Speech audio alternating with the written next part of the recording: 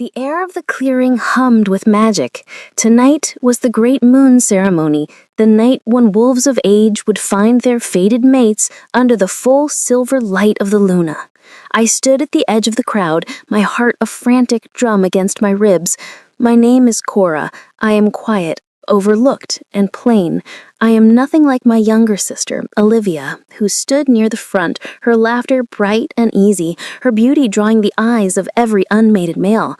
I hoped for a mate, of course, but I did not expect one. For a girl like me, a simple, kind pack member would be a miracle. The pack alpha raised his hands and a respectful silence fell. "Tonight," his voice boomed, "we honor the goddess. We honor the bonds that make us strong. Let the Luna guide you." A collective howl rose to the sky. As the last echo faded, the air began to thrum, a low electric vibration. It was starting. I watched, my breath held as wolves around me gasped, their eyes finding their partners across the crowd. A silver light, invisible but felt by all, began to weave through the pack, connecting souls. Then I felt it, a sharp, undeniable pull in my chest. It was a silver thread, warm and insistent, tugging me forward. I gasped, my hand flying to my heart. It was real. I had a mate. The thread tightened, pulling my gaze across the clearing. My eyes locked onto him. Nathan, the pack's beta. He was strong, handsome, and respected. He was everything I had secretly dreamed of but never dared to hope for. A dizzying wave of joy washed over me. He felt it too. His head snapped up, his eyes finding mine. The bond sparked, bright and hot, a visible shock in the air between us. I took a hesitant step forward, my heart open and soaring. This was it. My life was about to begin. Nathan stared at me, his expression one of pure shock. Then his face changed. The shock faded, replaced by something cold, a terrible, suffocating pity. He broke my gaze. He looked past me. The silver thread in my chest felt like it was being dipped in ice. He took a step not toward me, but toward my sister. He walked right past me, his shoulder almost brushing mine, and stopped in front of Olivia. She looked up at him, her face a mask of triumphant, guilty duty. He took her hand. The whispers started. I stood there, frozen, my miracle turning to ash in my mouth. Nathan turned back to look at me, his expression now of hard resolve. In front of the entire pack, he spoke the words that shattered my world. I, Nathan, beta of the Stonecrest pack, reject you, Cora. I choose Olivia as my partner. The whispers turned to laughter. I was a joke. A worthless, rejected wolf, betrayed by my fated mate and by my own sister. I stood there, utterly alone. The sound of my heart breaking was lost in the noise of their mockery. Chapter 2. The world went silent. The laughter of the pack, the rustling leaves, the pounding of my own heart, it all faded into a dull, hollow roar. Nathan's words, "I reject you," or a physical blow, a silver knife severing the brand new, shimmering bond between us. I gasped, stumbling back, a searing pain unlike anything I had ever known, tearing through my chest. It felt like my soul was being ripped in half. Through the watery blur of my tears, I saw them. Nathan, my fated mate, now holding my sister's hand. Olivia wasn't looking at me.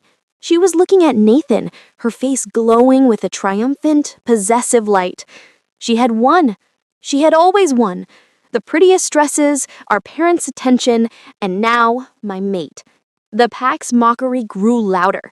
"Rejected for her own sister," someone jeered. What did she expect? He's the beta. He needs a strong partner, not a shadow. Every word was a fresh cut. I stood there, frozen in a spotlight of absolute humiliation. My own sister, my fated mate, both had betrayed me in a single public act of cruelty. I had nowhere to run, nowhere to hide. I was a worthless, rejected wolf, an object of pity and scorn. My life was over before it had even begun. I squeezed my eyes shut, bracing for the next wave of insults, praying for the ground to swallow me whole. Then, the laughter died, abruptly.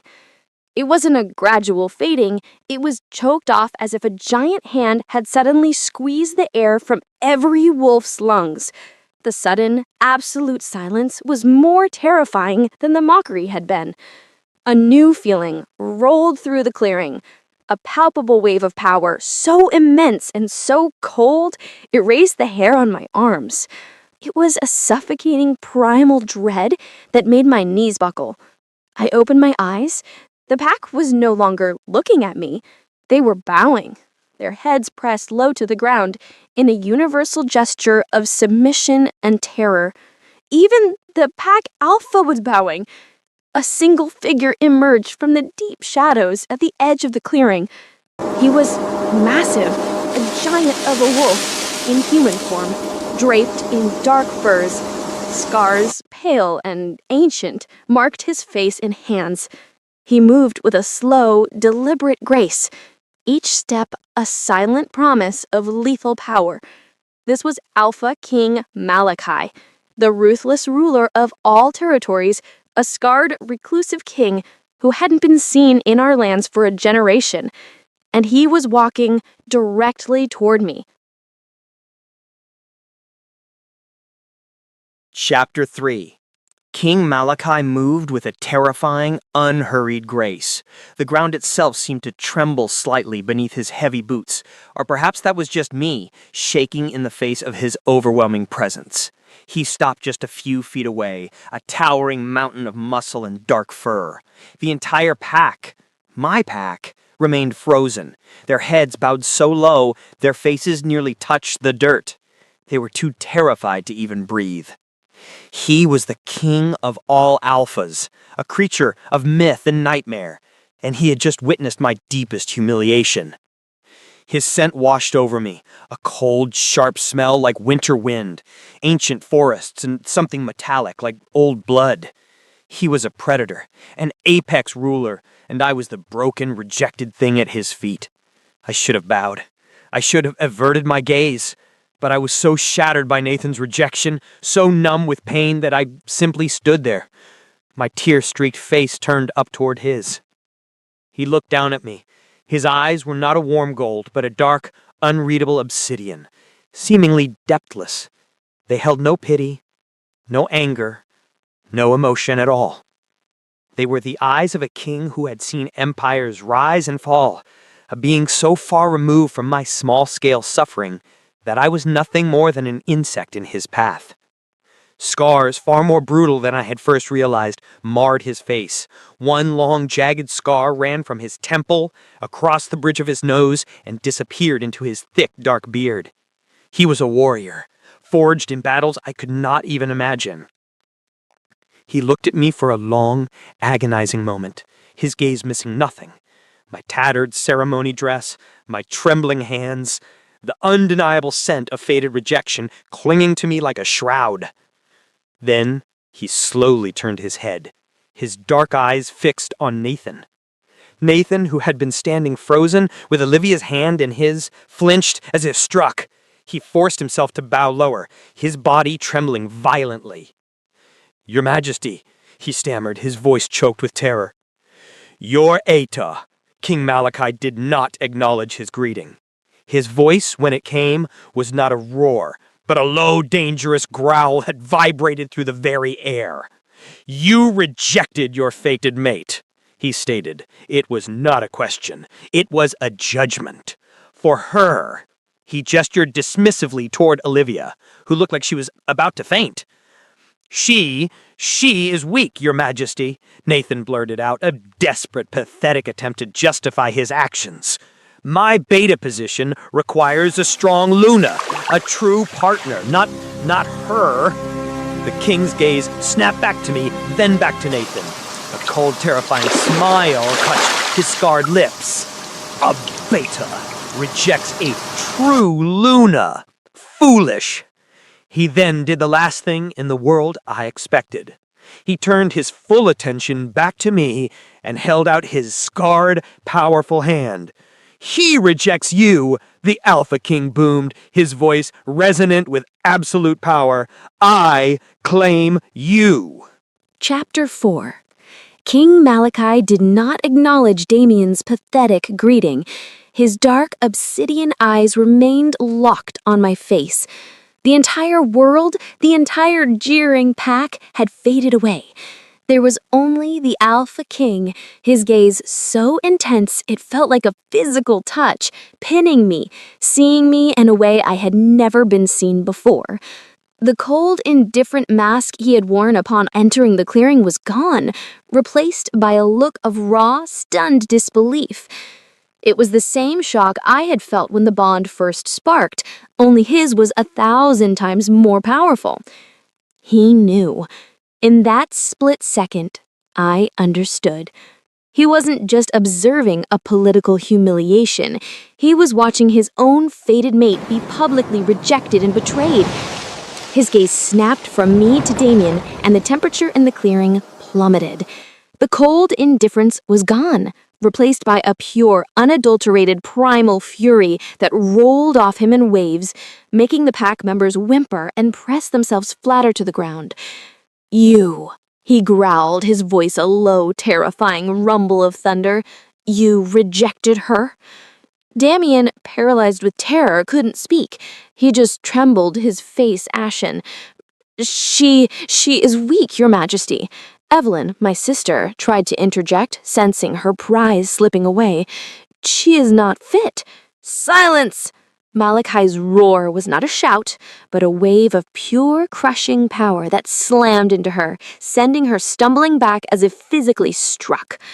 He turned his burning, obsidian gaze back to me. The fury was still there, but beneath it, there was something else. A profound, aching recognition, a dawning, possessive fire. He had not come here for me. He had not come here for a political game. He had come for reasons of his own, only to stumble upon the one soul in the universe his own was forged for, at the very moment of her deepest despair. He took a step towards me, ignoring the stunned gasps of my pack. He stopped, his presence overwhelming, his scarred face a mask of terrible, beautiful intensity. He held out his scarred, powerful hand. He rejects you, the Alpha King boomed, his voice resonating with a furious, protective claim. I claim you. Damien and Evelyn stared in horror. The entire pack was frozen. He wasn't making a political statement. He wasn't taking a prize. He was answering the call of the fated bond, claiming his true Luna in the midst of her tormentors. You will be my queen, he declared, his gaze locking with mine, a silent, burning promise of retribution and a new, terrifying destiny. Chapter 5. The world had fractured. I stared at King Malachi's outstretched hand, my mind a hollow, ringing void. My queen? The words made no sense, a cruel joke layered on top of a nightmare. He was the scarred Alpha King, a creature of myth and terror. I was Cora, the rejected Omega, the pack's shadow. This was not happening. But his hand remained steady and implacable, waiting. Behind him, I saw the faces of my pack, frozen in disbelief. I saw Nathan, his face chalk white, his eyes wide with a dawning, sickening horror. I saw my sister, Olivia, her beautiful face a mask of ugly, twisted fury. Her triumph had been stolen, and her hatred, I knew, would be boundless. I was so broken by Nathan's rejection, so numb from the pack's mockery, that I had nothing left, no will, no strength. I was a ghost, and this powerful, terrifying man was the only one who seemed to see me. Slowly, like a puppet whose strings were being pulled by fate, my hand lifted. I placed my small, trembling hand into his.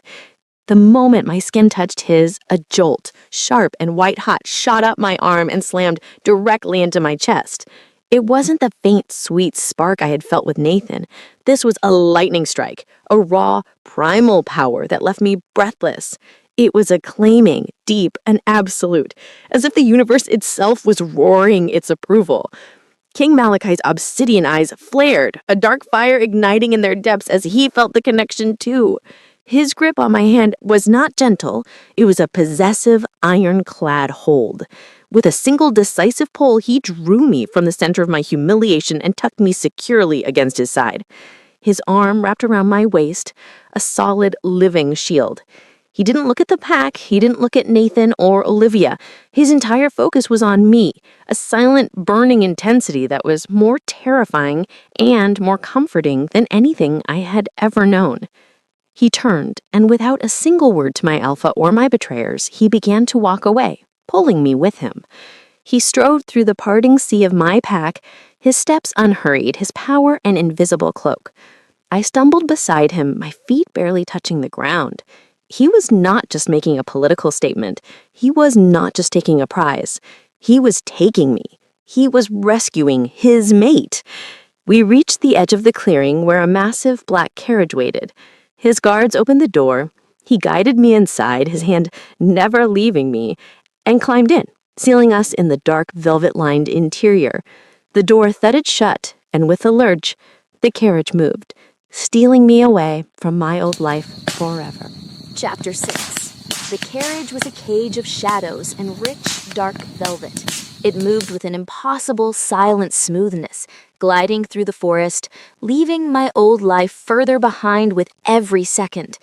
I was huddled in the far corner, my small frame swallowed by the plush cushions, trying to make myself invisible. Beside me, King Malachi sat like a statue, carved from mountain stone. He didn't look at me. He stared forward into the darkness, his sheer presence filling the small space with a heavy, terrifying energy. My mind was a chaotic storm. Rejection, betrayal, laughter, and then claimed? Queen? The words were a nonsensical, clashing jumble. The searing pain from Nathan's rejection was a fresh, gaping wound.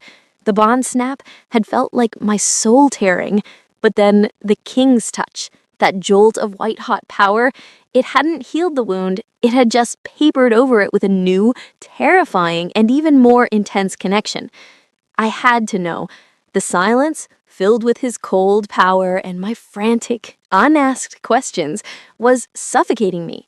I had to understand why my world had been turned upside down. Why? The word escaped my lips as a dry, trembling whisper, barely audible above the silent rush of the carriage. King Malachi turned his head, his dark, obsidian eyes, depthless and unreadable, fixed on me. The sheer intensity of his gaze made my breath catch. "You ask why I claimed you," he stated, his voice a low, gravelly rumble. I nodded, my throat too tight for words. "Because he was a fool," Malachi said, his voice laced with a cold, possessive fury. "Because he threw away a gift from the goddess herself.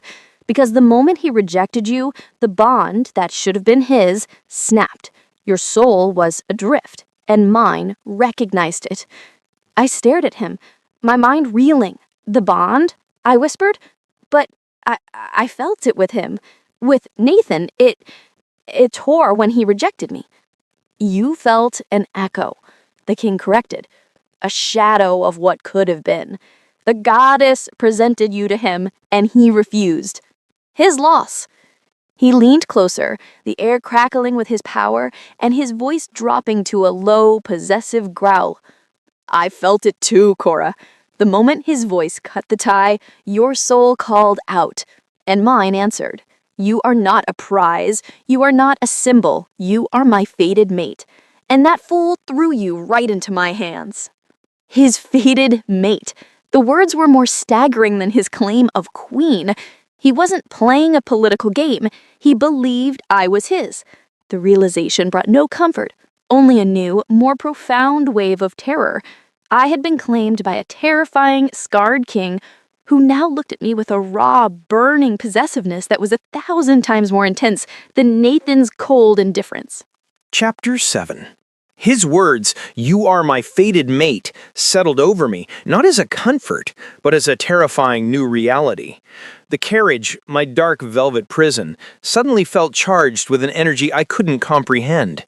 I recoiled, pressing myself deeper into the plush cushions, away from the raw, possessive fire I saw burning in his obsidian eyes. This was worse than being a political pawn. A pawn could be overlooked, forgotten. A fated mate to a king like this would be owned, body and soul. He saw my terror, and a flicker of something, impatience, frustration, crossed his scarred features.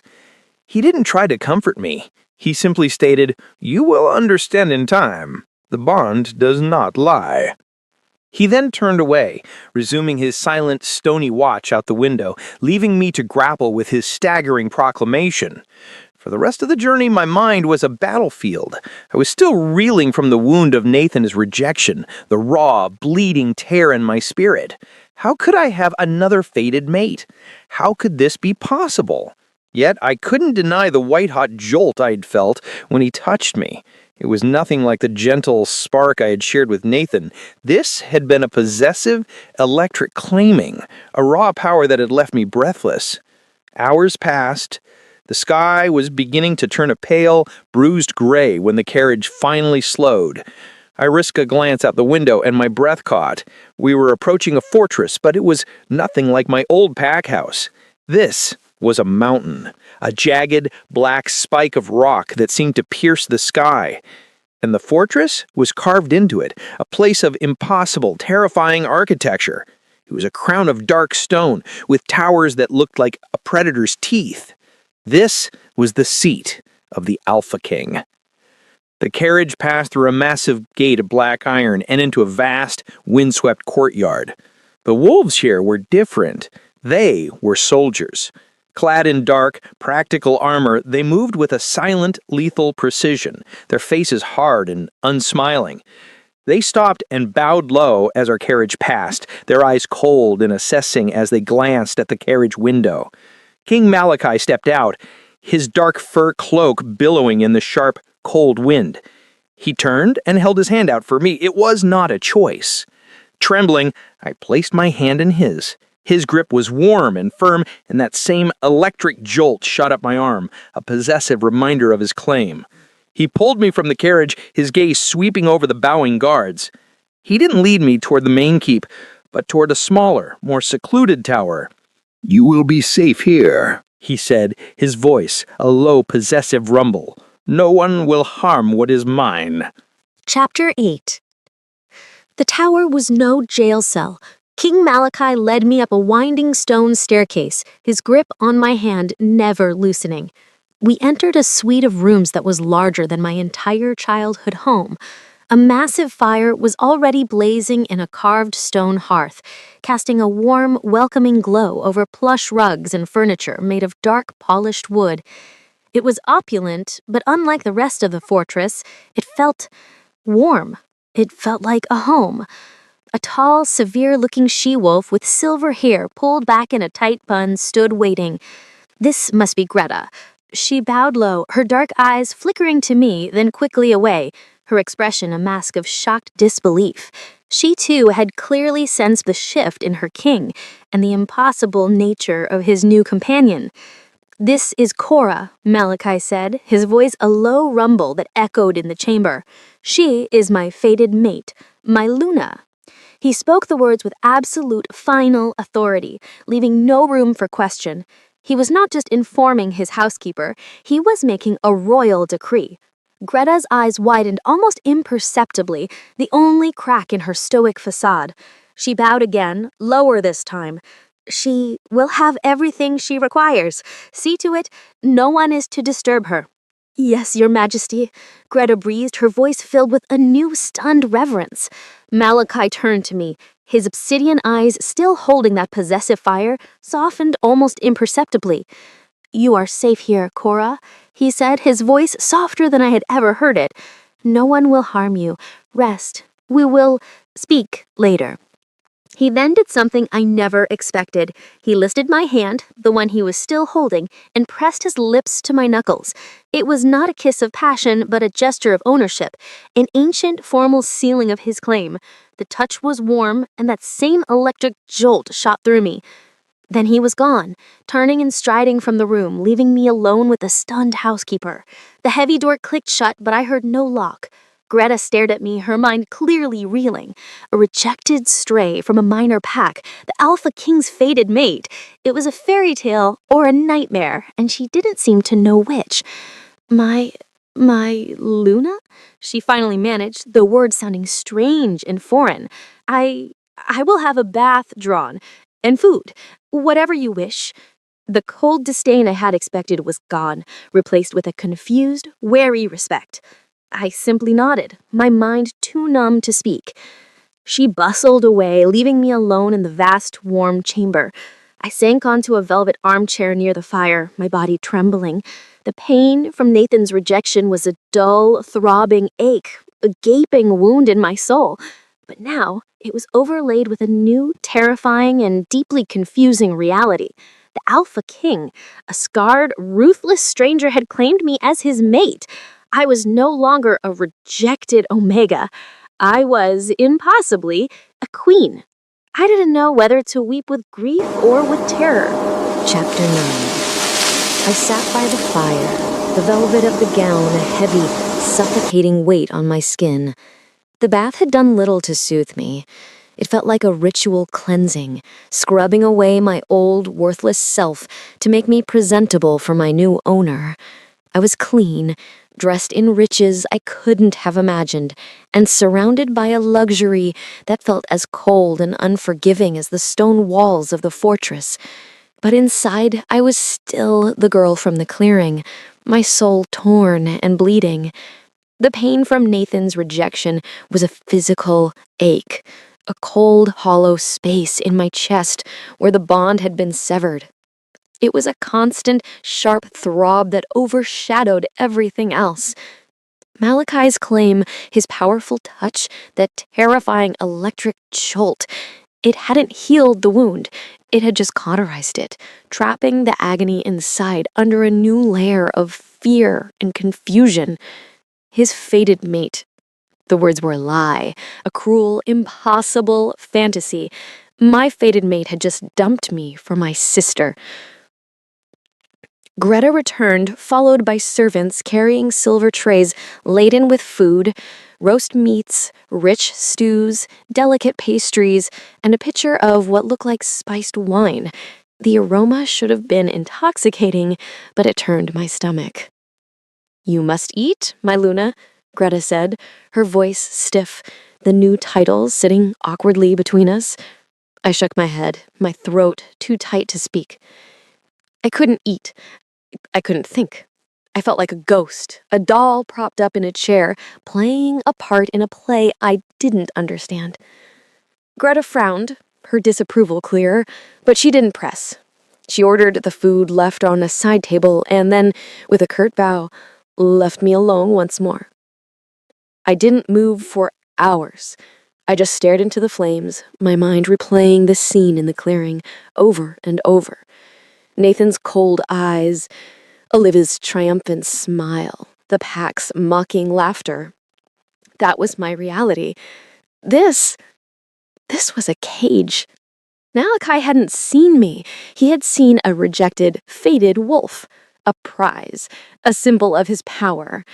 He had claimed me as one would claim a stray dog, simply because he could.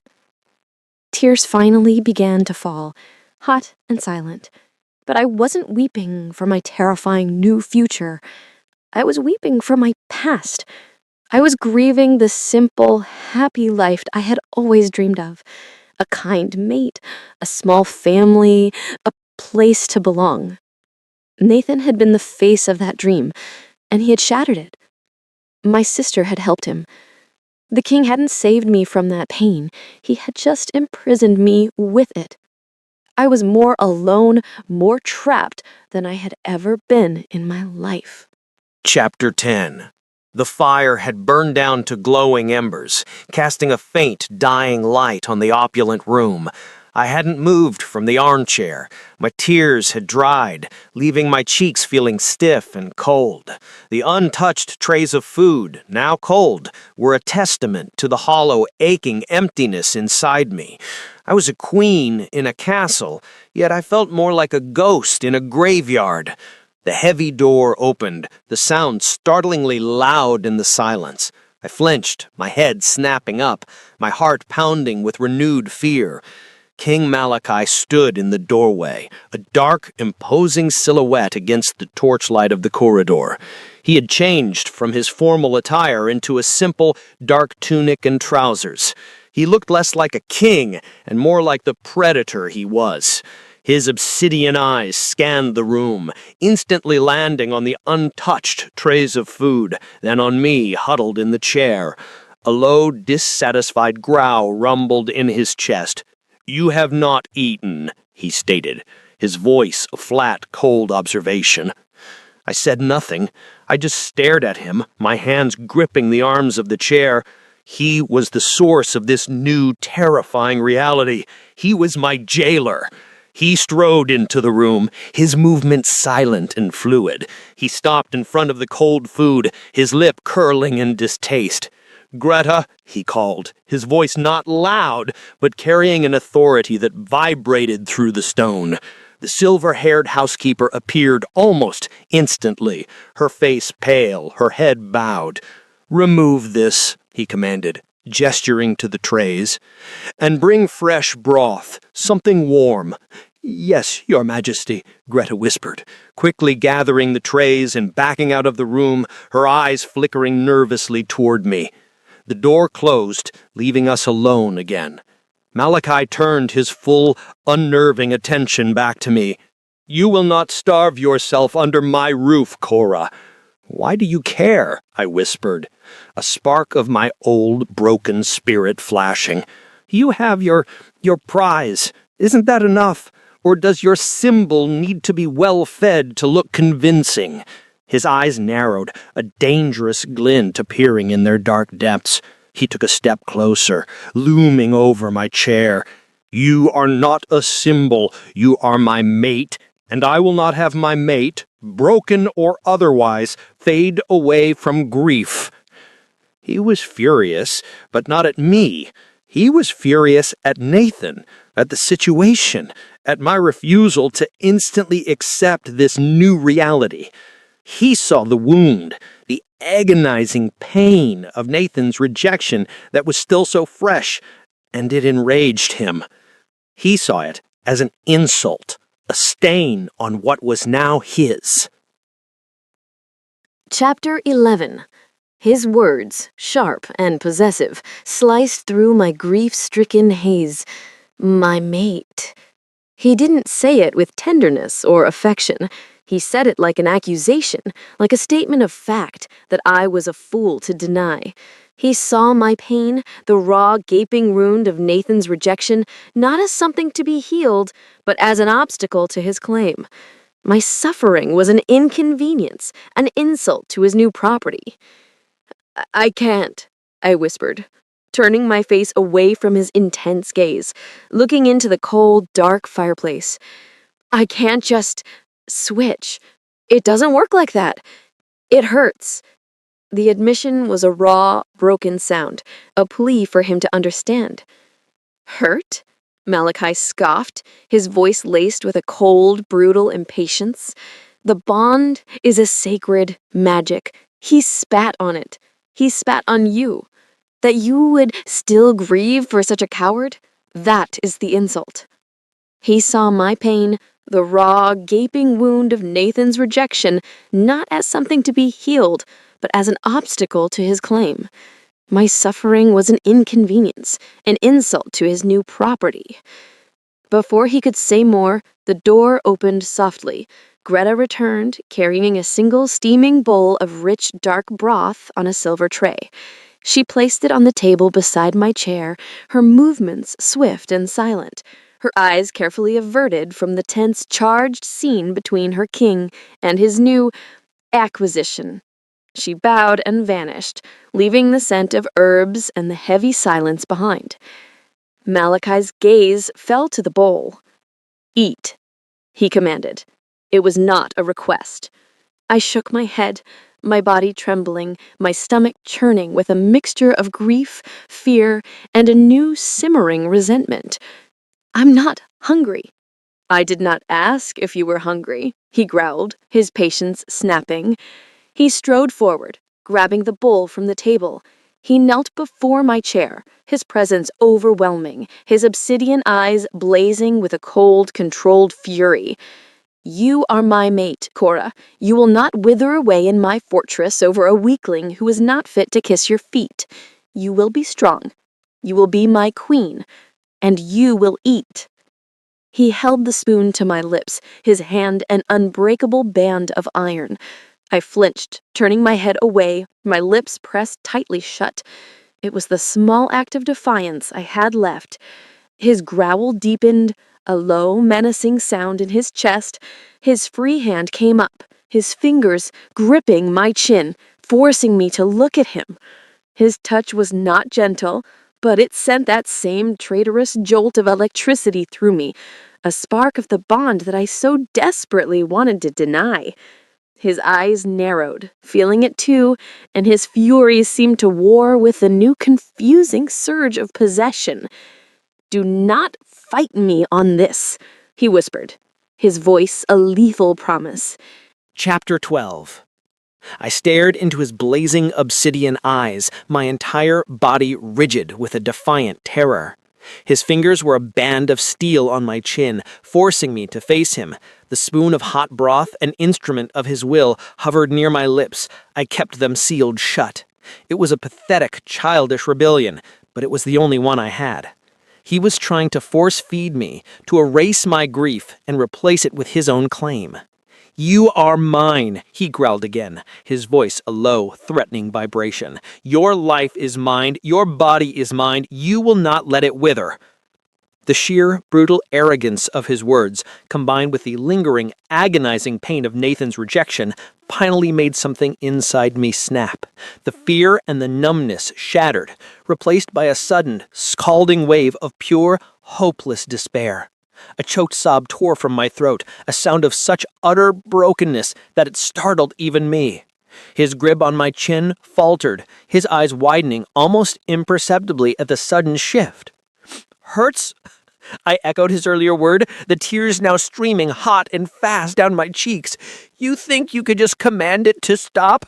He was my fated mate. I felt it, and he threw me away for my sister." The words ripped out of me, a confession of my deepest shame. The whole pack, they laughed. I was no longer just defying him. I was breaking down, my entire world collapsing inward. "I'm not your mate. I'm nothing. I'm the rejected stray. He proved it. You proved it. You just took me like a stray dog. Now let me go." I dissolved into a storm of agonizing sobs, my body slumping in the chair, too weak to even hold itself up. The fight was gone, replaced by the raw, gaping wound of my betrayal. Malachi stared at me, his hand still holding the spoon, frozen in midair. He looked utterly stunned, as if I had just sprouted a second head. He was a king, a warrior. He knew how to deal with defiance, with threats, with political maneuvering. He had no idea what to do with this raw, human, uncontrollable grief. It was an enemy his power couldn't touch, a weakness he couldn't conquer. His face, which had been a mask of cold fury, now twisted with a deep, profound confusion. Slowly, as if it pained him, he released my chin. He placed the spoon back in the bowl with a sharp clink. He didn't try to force me again. He simply stood up, towering over me, a dark shadow of frustration and bewilderment. He had claimed his fated mate, but the mate he had claimed was hopelessly broken, still weeping for the fool who had discarded her. He had no words for this. With a low, frustrated growl that was aimed at the situation, at fate itself, he turned on his heel and strode from the room. The heavy door thudded shut, and the sound of the lock clicking into place echoed in the sudden, lonely silence. Chapter 13. The echo of the lock clicking into place was a cold, hard period at the end of my breakdown. I was alone again, in the vast, silent, luxurious room with only the cold, untouched bowl of broth for company. The storm of my sobs slowly subsided, leaving me utterly spent, a hollow, aching emptiness in my chest. I felt like a child who had thrown a tantrum against a stone wall. The wall hadn't budged, but I was shattered. I curled into the armchair, pulling my knees to my chest, my gaze fixed on the dying embers in the hearth. The fire had gone out, just like the last spark of hope inside me. Malachi's reaction wasn't one of comfort. It wasn't even anger, not really. It was bewilderment, frustration. The cold, calculating king had encountered a problem he couldn't solve with a command or a threat. My grief was an inconvenient, illogical mess he had no patience for. He had locked me in, not as a queen, not as a mate, but as a prisoner. A broken, weeping, inconvenient prisoner. The pain of Nathan's rejection felt sharper than ever, a raw, gaping wound. And now, the terrifying, possessive claim of the king felt like salt being poured into it. I had no one. I was trapped between the ghost of a love that had betrayed me and the reality of a monster who saw me as a broken toy. Hours passed. I must have drifted into a state of shock or perhaps a light, exhausted sleep, still curled in the chair. When I woke, the room was cold. The fire was completely out. My body ached and my throat was raw.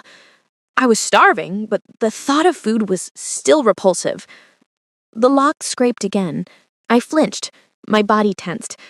The door opened, but it wasn't Malachi. It was Greta. Her severe face was as impassive as ever, but her dark eyes held a new, unreadable emotion as she looked at me, the girl who had dared to shout at the king.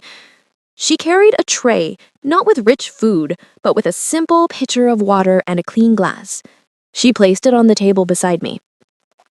"Drink," she said, her voice flat, but lacking its usual sharp edge. "He will not have you die of dehydration, even if you are grieving." She said the word grieving as if it were a strange, foreign illness. I whispered, my voice a dry rasp. "He's angry."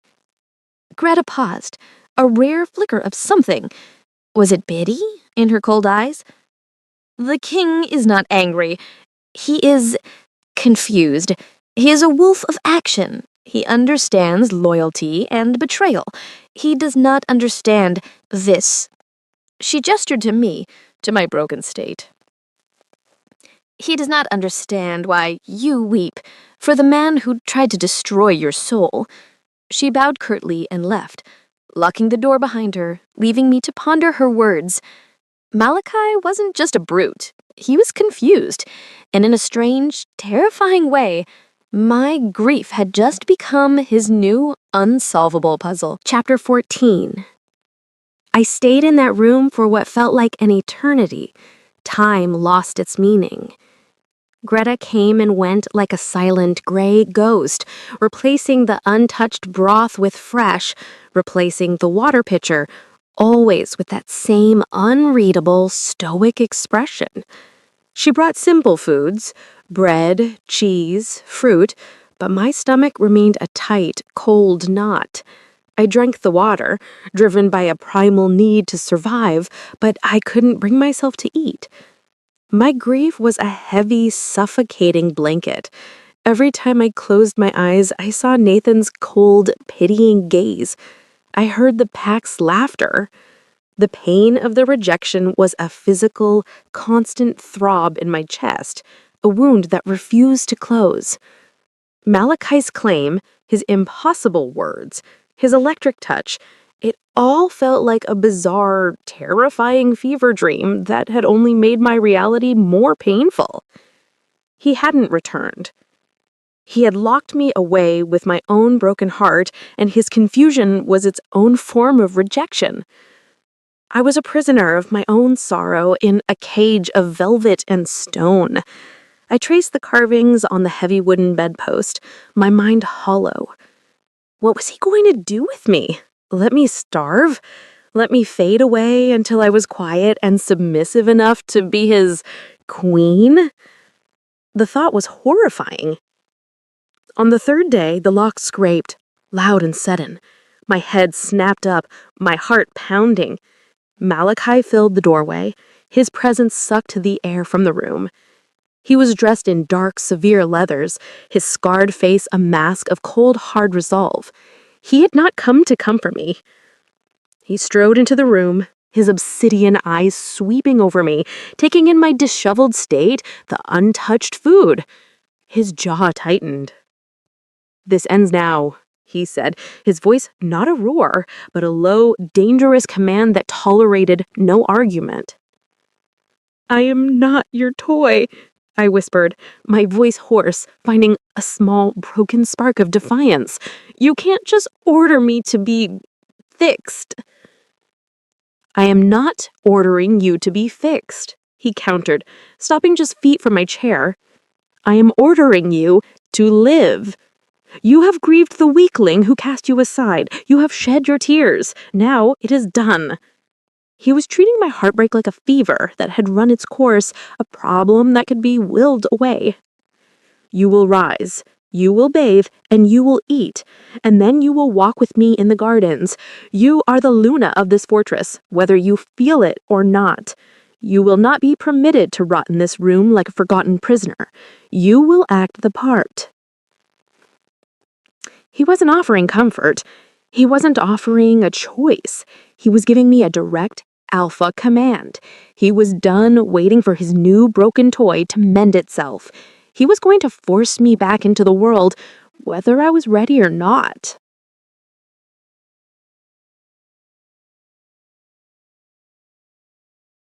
Chapter 15. His alpha command was not a shout, but it hit me with the force of a physical blow. It was a wave of pure, undeniable power that resonated deep in my bones, bypassing my grief and my despair. My wolf, the one I didn't even know I had, the one that had been silent my entire life, shivered in submission. It was a terrifying, invasive feeling. My body, which had refused to move for 3 days, suddenly felt like it was no longer my own. I rose from the chair, my limbs felt heavy, detached, but they moved. "Good," Malachi said, his voice flat, his obsidian eyes watching me with a cold, approving light. "Greta will assist you." He strode from the room, leaving the door open, a clear sign that my confinement was over, but my imprisonment had just taken a new form. Greta entered, her face as impassive as ever, but I saw a flicker of surprise in her eyes at my sudden compliance. She clearly understood the power her king had just used, and perhaps felt a flicker of pity for the girl who had been its target. Once again, I was bathed and dressed, this time in a gown of deep crimson velvet, its color a stark, violent contrast to the pale, hollow look on my face. My dark hair was brushed and styled, a heavy, shining curtain down my back. I looked like a queen. I felt like a corpse. Malachi was waiting for me in the corridor, a dark, imposing figure. He didn't offer his hand, he simply turned and began to walk, expecting me to follow. I did, my steps silent, my gaze fixed on the broad, unyielding back of the king who now controlled my every move. He led me not to the great hall, but to a high, wind-swept balcony on the other side of the fortress. It was a garden of sorts, but like everything else in his world, it was brutal and stark. Instead of soft earth, there were beds of black volcanic gravel. Instead of bright flowers, there were hardy, thorned plants with deep purple leaves and ancient twisted trees that clung stubbornly to the rock. The wind howled, cold and sharp, whipping my hair across my face. Malachi stood at the edge, looking out over the vast, snow-capped mountains. "Look," he commanded, pointing to a small, resilient flower, a speck of white against the black gravel. "It blooms even in the deepest cold. It does not weep for the sun. It does not wait for warmth. It takes what it needs from the rock and the ice, and it endures." He turned to me, his eyes as cold and hard as the landscape. "This is our world, Cora. There is no room for weakness. There is no time for grief. There is only survival. You will learn to be like this flower. You will take your pain, and you will turn it into armor. That is the first lesson of your new life." He wasn't comforting me. He was forging me into a weapon, a queen fit to stand by his side. Chapter 16. I stared at the small white flower, its petals defiant against the black gravel. It does not weep for the sun. It endures.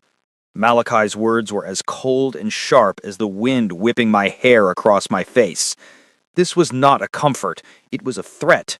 He was telling me in no uncertain terms that my grief was unacceptable, my pain a weakness he would not tolerate. I was to become like this fortress, cold, hard, and unfeeling. I looked from the flower to his scarred, unyielding face. I saw no empathy there, no kindness, only the impatient demand of a king. He wanted a queen, a partner in his brutal world, not a heartbroken girl. In that moment, something inside me, something that had been weeping and broken, finally went silent. The agonizing, sharp pain of Nathan's betrayal didn't disappear. Instead, it felt like it froze over, like a lake icing over in winter. A cold, hard numbness spread through me.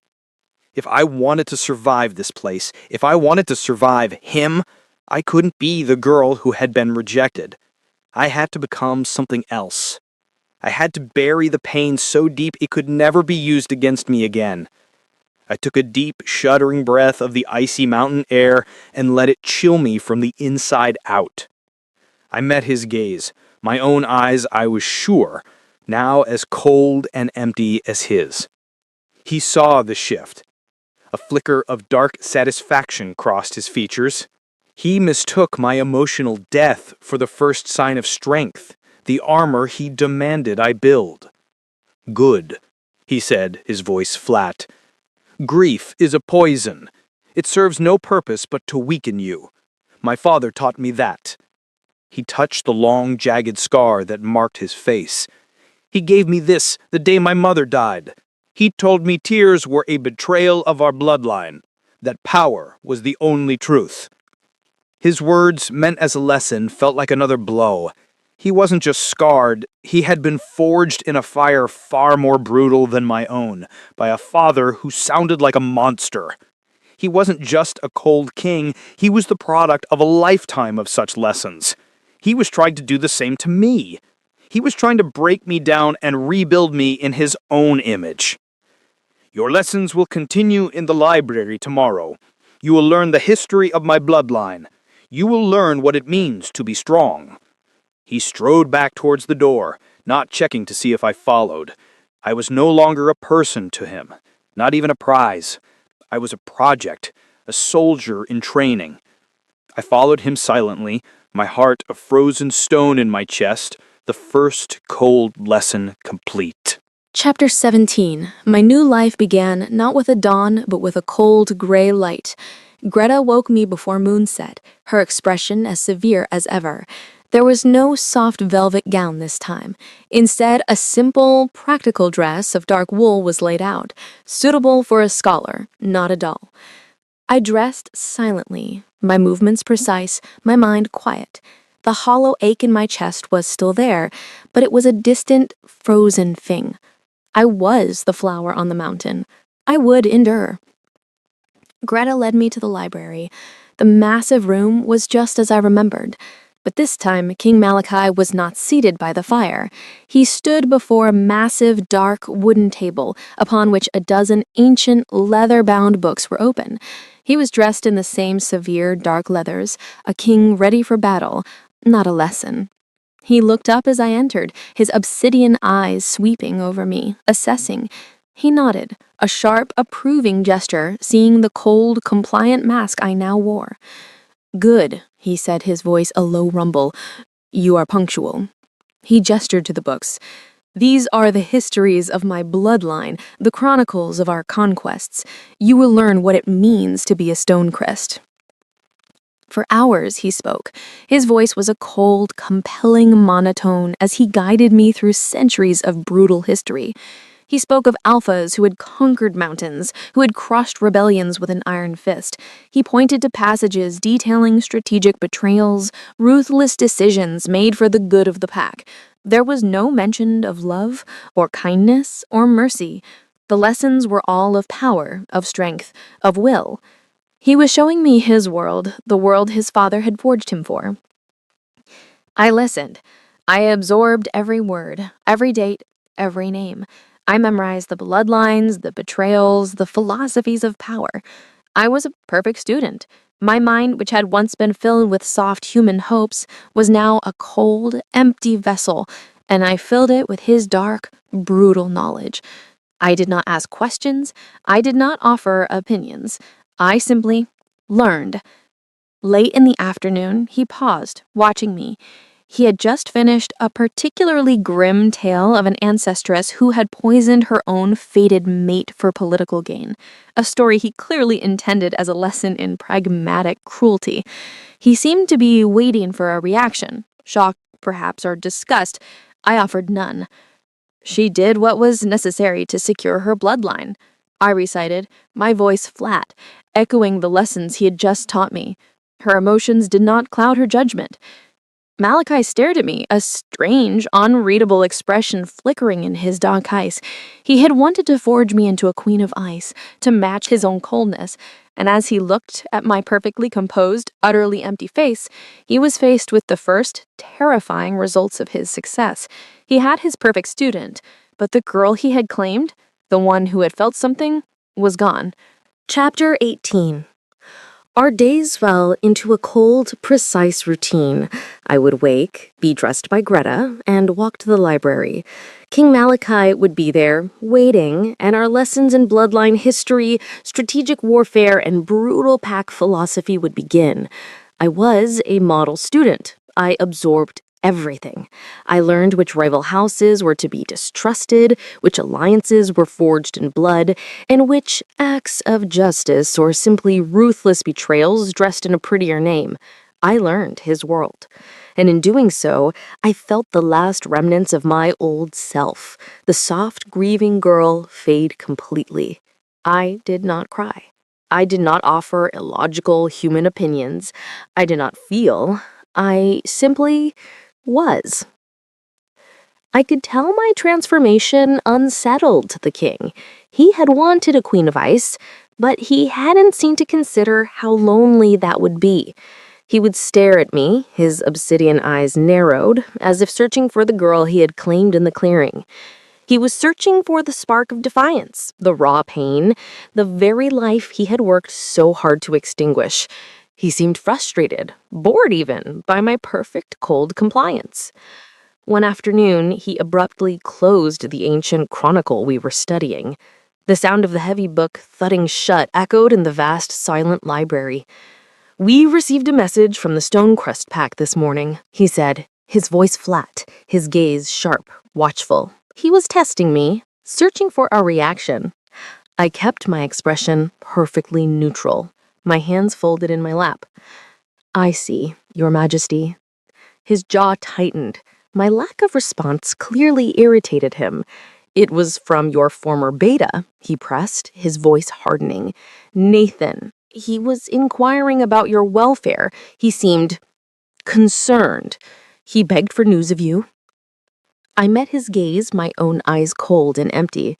"His welfare is no longer my concern, Your Majesty. He made his choice." A low, frustrated growl rumbled in Malachi's chest. This was the answer he had taught me to give. This was the strength he had demanded, but he clearly hated the sound of it. "And your sister, Olivia, he mentioned she is not happy. She thought she was getting a powerful beta, not a broken, moping shell of a wolf." "Her happiness is also not my concern," I replied, my voice a quiet, emotionless monotone. "She is the beta's partner. They deserve each other." Malachi slammed his hand flat on the table, the sound a sharp crack of splintering wood. "Enough!" he roared, the sudden explosion of fury making me flinch, the first real emotion I had felt in days. He stood, his chair scraping back, his eyes blazing. "I commanded you to build armor, Cora, not to become a corpse. Where is the girl I claimed? Where is the girl who felt anything?" I looked up at him, my heart a frozen, distant thing. "You told me feelings were a weakness, Your Majesty. You told me to endure. I am enduring." Chapter 19. The king's roar was a physical thing, a shockwave of raw, uncontrolled emotion that slammed into me. For the first time in weeks, a genuine feeling pierced through my icy, self-imposed numbness. Not fear, but a jolt of pure, bewildered shock. I flinched, a long-forgotten human reflex that felt alien to my new cold self. He, the master of cold control, the one who had preached that emotion was a weakness, had just had an outburst that shook the very foundations of the library. I looked up at him, my head tilted in genuine confusion. He was pacing, a caged predator, his hands clenched into fists at his sides, his obsidian eyes blazing with a fire that was no longer cold, but hot and chaotic. He was furious, frustrated, and confused. He was everything he had told me not to be. "I am what you made me," I said, my voice still a quiet monotone, but the words were a simple statement of fact. "You told me to build armor. You told me grief was a weakness. You told me to endure. This is endurance." My words, so calm and logical, seemed to enrage him further. "This is not endurance," he snarled, whirling on me. "This is an abyss. I did not command you to become an empty walking corpse. I commanded you to be strong. And this is what strength looks like in your world, Your Majesty. It is cold. It is empty. It feels nothing. I learned your lesson well." My response hit him harder than any physical blow. The fury in his eyes faltered, replaced by a sudden dawning horror. He stopped pacing and truly looked at me, as if seeing me for the first time since he'd begun his brutal lessons. He saw the cold, perfectly composed, obedient doll he had created. He saw the empty eyes, the lack of fear, the absence of the very life that had intrigued him in the first place. He saw his father's work. His face paled, the scars on his skin standing out in stark relief. The anger vanished, replaced by a wave of something dark and suffocating. Self-loathing. He had not saved me from my rejection. He had simply inflicted a new, more profound rejection. He hadn't built my armor. He had built a new, colder cage and locked me inside it. "Go," he whispered, his voice a harsh, broken sound. He turned away from me, unable to look at what he had done. "Go! Leave me! Now!" I obeyed silently, rising from my chair and walking out of the library, my steps measured and even. But as the massive doors thudded shut behind me, a strange, new feeling flickered deep within my frozen heart. It was a tiny, sharp spark in the vast, cold emptiness. Confusion. His raw, uncontrolled pain had finally, impossibly, managed to get a reaction from me. Chapter 20. The heavy library doors thudded shut, leaving me in the echoing silence of the corridor. I stood there for a long moment, my mind replaying his roar. Where is the girl who felt anything? The sound of his raw, uncontrolled pain and fury was a crack in the icy armor I had built around myself. He had demanded I become this cold, unfeeling creature, and now he was enraged that I had succeeded. It was a paradox, a madness that I couldn't comprehend. For the first time in weeks, a feeling pierced through my numb compliance. Pure, unadulterated confusion. I walked slowly back to my chamber, my steps measured, my face a mask of calm. But inside, my mind was a whirlwind. He was in pain. The king, the beast, the cold, scarred monarch. He was in pain. He was terrified of what he had created, of what he had done to me. Inside his fortress, Malachi slammed his fist into a stone wall, the impact sending a spider web of cracks through the solid rock.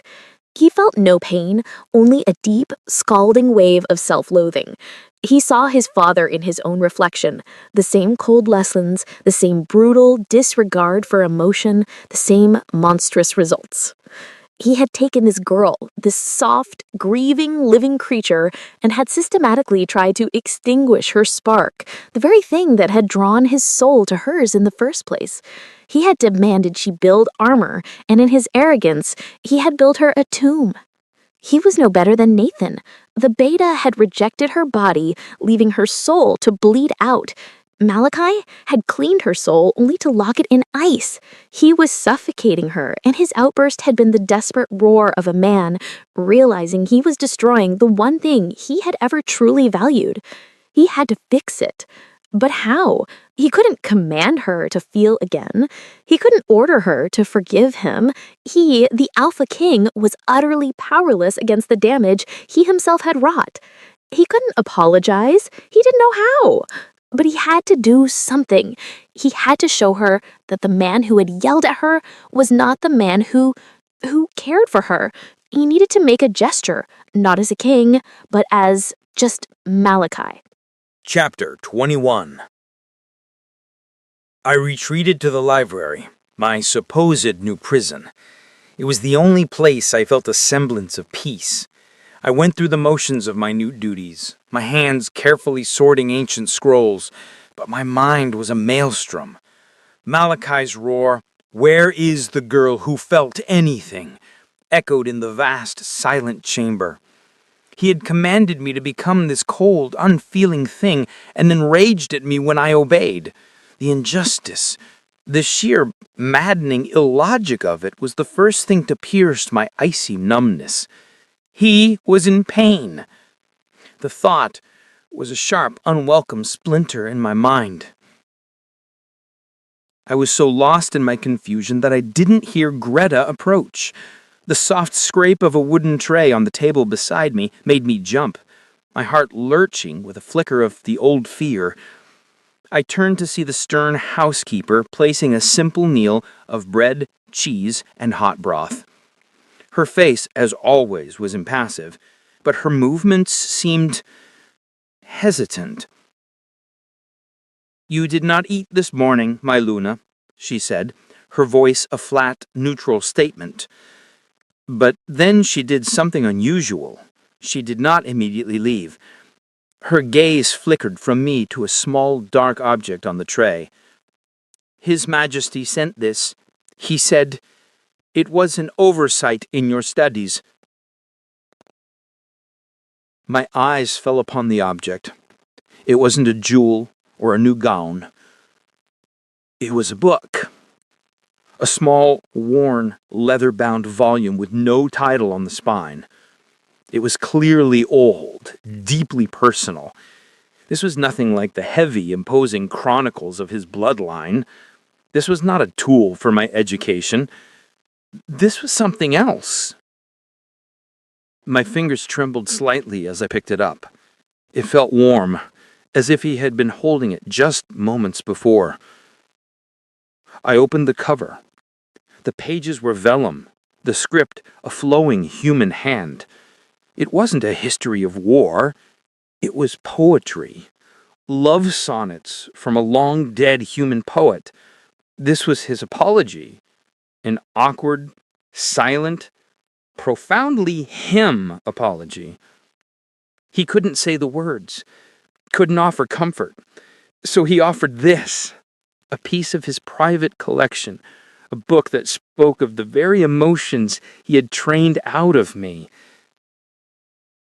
It was the most illogical, most confusing, most human gesture I had seen from him. I clutched the book to my chest, and a single hot tear escaped, sliding down my cheek and splashing onto the leather cover. It was a tear not of grief, but of profound, aching confusion. My icy armor, the one he had demanded I build, had just been irrevocably cracked. By him. Chapter 22. The poetry book felt like a brand in my hands, a silent, confusing counter-argument to every lesson Malachi had taught me. I retreated to the library, to the cold, familiar logic of the maps and ledgers he had assigned. But the fortress was on edge. I could feel a new, sharp tension in the air. Servants moved with a quiet, frantic haste, and the guards in the halls had doubled, their faces grim.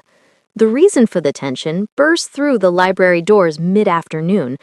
2 royal guards, their faces pale, carried a third wolf between them. He was a scout, his leathers torn and soaked in dark blood, a raw, gaping wound on his thigh, its edges blackened by silver, told a story of a brutal ambush. They rushed him past, heading for the healer's wing, leaving a trail of blood drops on the polished floor. The scent of his pain, sharp and coppery, hung in the air. My heart hammered against my ribs. The fortress, my impenetrable stone sanctuary, had been breached. Minutes later, I heard Malachi's voice from the great hall, a low, controlled roar that vibrated through the stones. My counsel, now. I was alone in the vast, silent library. My gaze fell on the work laid out before me, the patrol rosters for the southern border, the same border the scout had just been dragged from. Malachi had called this my training to find anomalies in the supply ledgers. I thought it was a test of my obedience. Seeing the wounded scout, I knew it was real. My new, cold, logical mind, the one he had forged, took over. I spanned the patrol rosters again, my fingers tracing the names. A patrol that had gone out 3 days ago, a routine supply request for rations and medical supplies, but I cross-referenced it with the fortress's main trade ledger, a massive, ancient book. The numbers didn't match. The patrol had requested rations. The ledger showed a shipment of silver, a large one, paid out to a holding company I didn't recognize, located suspiciously near the southern border. My blood ran cold. Why was the king's own ledger paying for silver, the very weapon used against shifters, near the site of an ambush? This wasn't just an anomaly. This was treason. My hands trembled as I pulled out the other ledger he had given me, the one from my old pack, Stonecrest, meant for me to study trade histories. I flipped through the pages, my mind racing, and then I saw it, and corresponding entry, a massive, recent payment from that same obscure folding company, authorized by a familiar, sickening signature, Beta Nathan. My breath hitched. Nathan, my old pack! They weren't just trading, they were buying the silver Malachi's own traitorous ledgers had paid for. It wasn't an attack from a rival pack, it was an internal coup funded by someone inside these walls and facilitated by my betrayers. The attack on the border was a diversion. The real threat was already inside. Chapter 22. The poetry book felt like a brand in my hands, a silent, confusing counter-argument to every lesson Malachi had taught me. I retreated to the library, to the cold, familiar logic of the maps and ledgers he had assigned. But the fortress was on edge. I could feel a new, sharp tension in the air. Servants moved with a quiet, frantic haste, and the guards in the halls had doubled, their faces grim. The reason for the tension burst through the library doors mid-afternoon. 2 royal guards, their faces pale, carried a third wolf between them.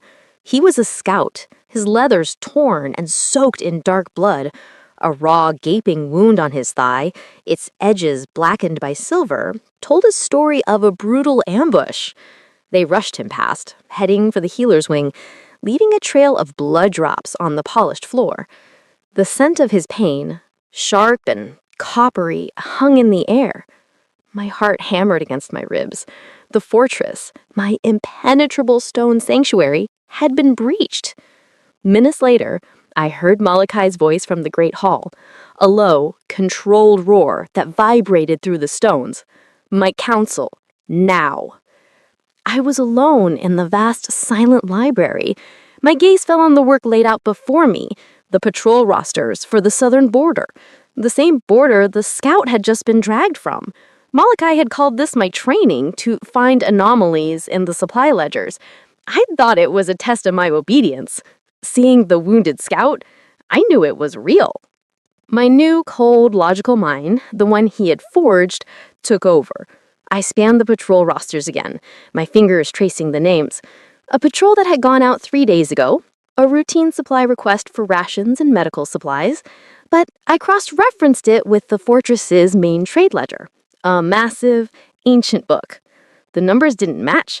The patrol had requested rations. The ledger showed a shipment of silver, a large one, paid out to a holding company I didn't recognize, located suspiciously near the southern border. My blood ran cold. Why was the king's own ledger paying for silver, the very weapon used against shifters, near the site of an ambush? This wasn't just an anomaly. This was treason. My hands trembled as I pulled out the other ledger he had given me, the one from my old pack, Stonecrest, meant for me to study trade histories.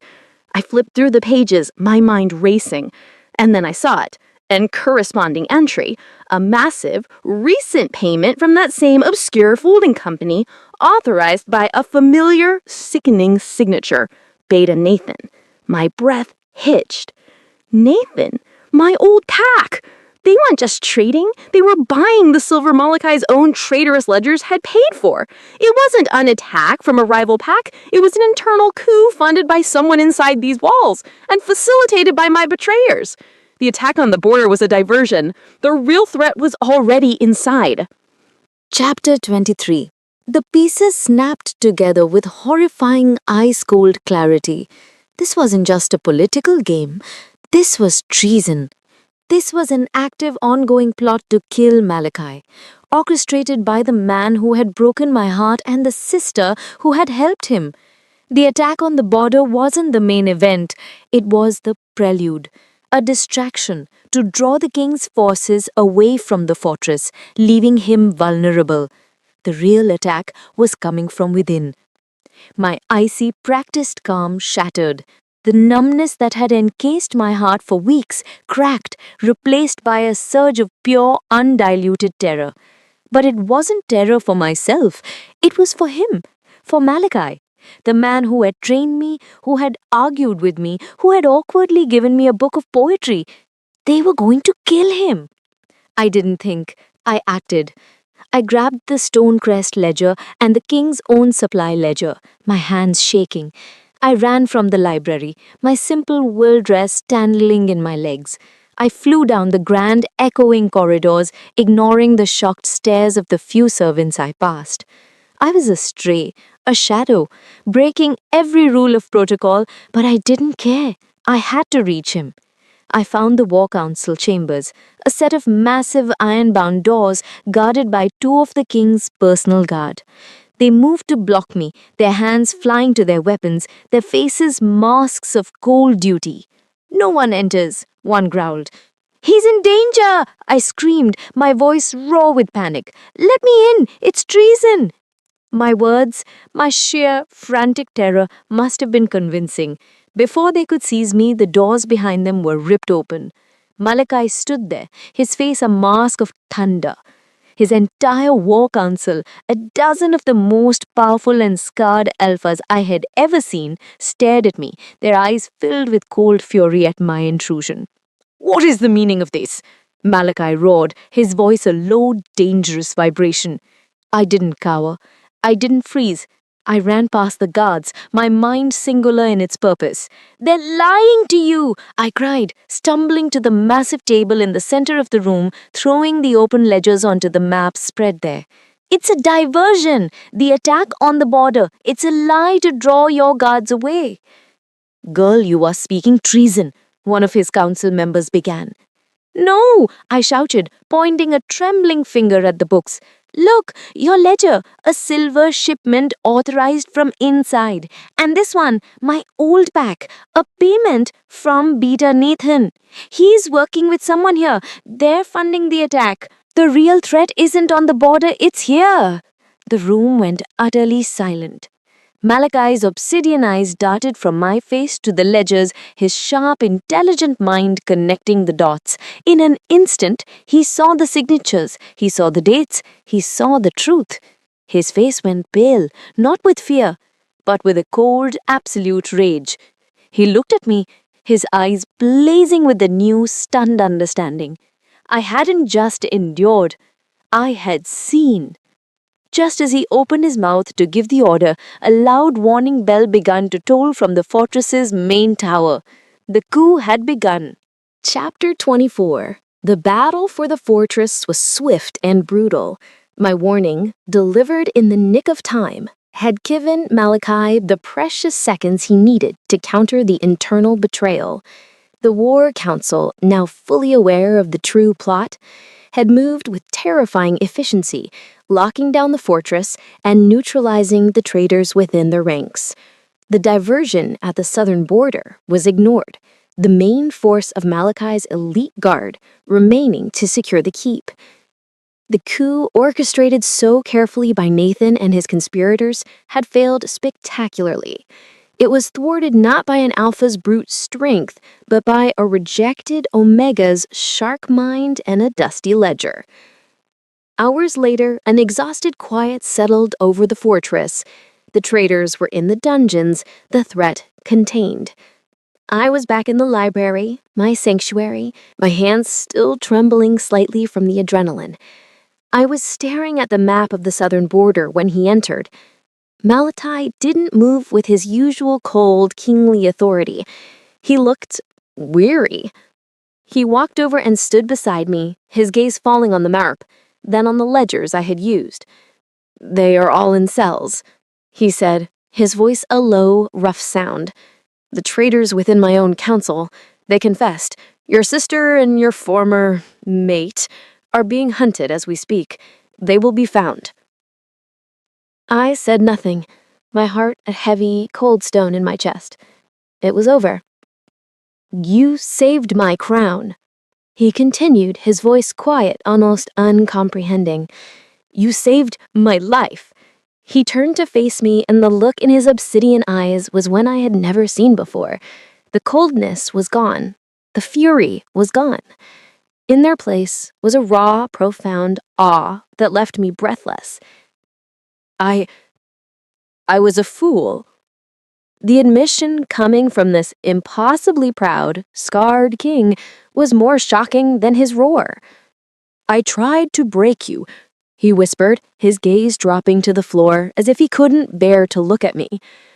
"I tried to forge you into a weapon, just as my father forged me." He touched the long, jagged scar on his face, his expression filled with a deep, ancient pain. "He taught me that emotion was a disease, that trust was a lie, that strength was coldness. I tried to make you as broken as I am." He looked up, his eyes shining with a raw, unguarded vulnerability. "I was wrong. Your feelings, your illogical human empathy, your sharp, brilliant mind, that is true strength. You didn't just endure, Cora. You saw. You saw the truth I was too blind to see. You saved us all." He took a hesitating step closer, no longer a king, but a man laid bare. "I don't know if you can, but I am asking for your forgiveness." Chapter 25. His plea for forgiveness was the final devastating blow to the icy armor I had built around myself. I stared at him, at this powerful, scarred, and utterly broken king, and the last of my cold endurance shattered. The pain in his eyes, the self-loathing in his voice, it was a mirror of the same desolation I had felt in the clearing. He wasn't a monster. He was a survivor, just like me. Only his cage had been built for him by his own father. "There is nothing to forgive," I whispered, my voice no longer flat and empty, but thick with an emotion I hadn't felt in weeks. I reached out, my hand trembling, and gently, tentatively, touched the long, jagged scar on his face. He flinched at the contact, his eyes squeezing shut as if my touch was a brand. "My father," he rasped, his voice raw, "taught me that love was a lie, a weakness used to control. He made me watch as he beat up my mother for showing me affection. He told me her love was a betrayal of our bloodline. He gave me this scar to remind me." The horror of his confession stole my breath. This was the source of his coldness, the root of his terror of emotion. He hadn't just been taught to be unfeeling, he had been brutalized into it. He was wrong, I whispered, my fingers tracing the scar, not with pity, but with a fierce, profound empathy. Your father was wrong. The coldness, that is the weakness. Feeling, caring, that is what saved you tonight. My feelings, my mind, they weren't a liability. They were your greatest strength. He opened his eyes, his dark, obsidian gaze shining with a raw, unguarded vulnerability. He saw no judgment in my face, only understanding. He saw that his darkest secret, the one he had guarded for centuries, had not made me recoil. It had only drawn me closer. Cora, he breathed, his voice breaking. The fated bond, no longer suppressed by my grief or his cold iron control, erupted between us. It was not a spark, not a jolt.